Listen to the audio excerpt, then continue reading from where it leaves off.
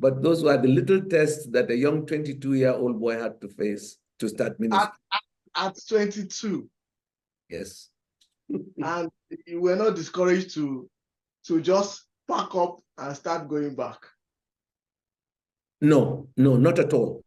In fact, when my archdeacon came and the church opened, and now finally the elders, they told me I couldn't preach for more than 5 minutes.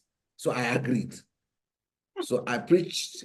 I didn't preach for more than 5 minutes, but many things I decided then as a young catechist to speak to them nicely and gently to stop. And they didn't like it, but they couldn't fight me because I was always smiling and nice and humble. Anything they said, I say, yes, sir. But I was getting along and the women were supporting me and the children were supporting me. Some of them used to bring beer to the vicarage to drink. I said, no, this one, please don't. And it was so nicely that by 3 months, the church grew by about 5%. So the story began to spread around town that there's one young Anglican. They didn't even know the difference between catechism and pastor because I was wearing white cassock. I didn't have many clothes, so only white cassock all over. So they thought I was a reverend father also. So all over the village, they just knew me, and the Lutheran church accepted me.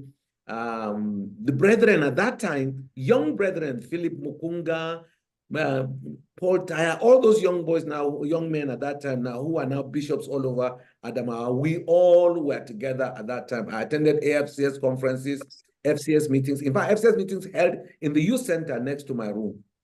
So that was big encouragement for me as we moved on. Quite a testimony. Let me hand over to Bro Tunde. Maybe he has a question next before we move on.